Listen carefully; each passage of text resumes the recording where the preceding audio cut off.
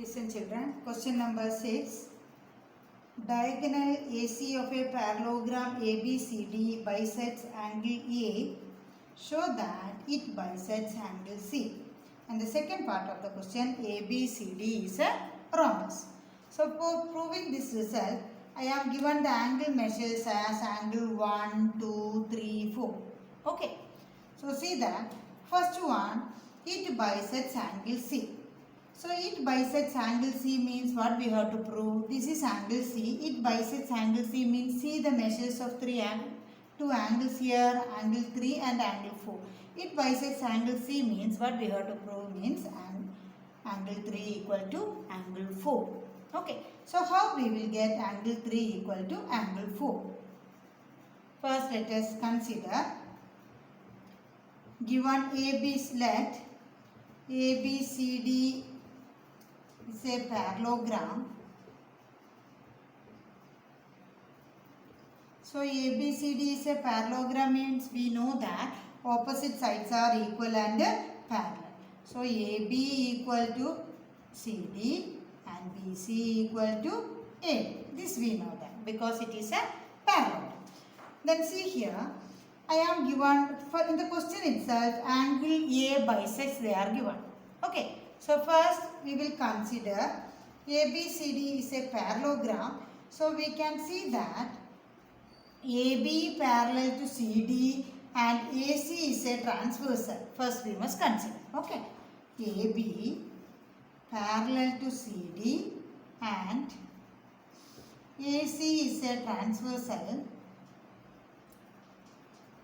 So what are the alternate angles equal here? Angle 1 equal to angle 3. So angle 1 equal to angle 3, equation number 1. Same manner, AD parallel to BC and AC is a transversal.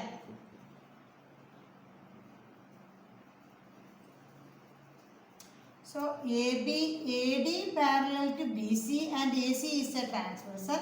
What are the two alternate angles here children? 2 and 4, isn't it? So angle 2 equal to angle 4. Equation number 2.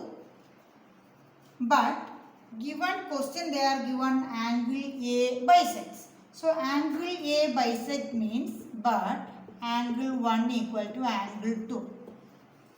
Angle A bisects means these two are equally dividing, isn't it? So 1 equal to angle 1 equal to angle 2. So look at these three.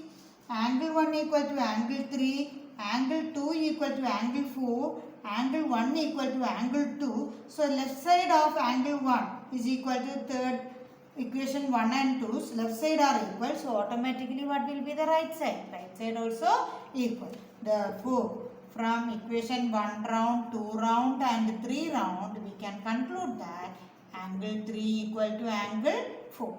Angle 3 equal to angle 4 means what we will say? AC bisects angle C, which implies AC bisects angle C. So first part of the question out. Next let us see the second part. Second part is ABCD is a rhombus. So if it is a rhombus, all the four sides must be equal, isn't it? So see here, angle 1 equal to angle 3, angle 2 equal to angle 4, angle 1 equal to angle 2. From this, how you can write angle 1 equal to angle? See, angle 1 equal to angle 2, angle 2 equal to angle 4. From that, from 1 and 4 you take children, from equation 1 and equation 4, you see 1 equal to 3. 3 equal to 4. So, angle 1 equal to 1, angle 4. A equal to B, B equal to C means automatically A equal to C. That only we are holds here. 1 equal to 3, 3 equal to 4. So, angle 1 equal to angle 4. So, these two angles are equal. So, lines and angle lesson you studied. Triangles, opposite sides, equal sides, opposite angles are equal, isn't it? So angle 1 equal to angle 4. So angle 1's opposite side is what children? Angle 1 is this one. The opposite side is what? BC. equal to, this is angle 4. Angle 4's opposite side is what? AB. So we got AB and BC also equal. So we know that AB equal to CD and AD equal to BC because it is a parallelogram. From this we are getting AB and BC equal, so automatically CD and AD must be equal. So what we can conclude that therefore AB equal to BC equal to CD equal to AD. All the four sides are equal. Therefore ABCD is a rhombus. ABCD is a rhombus.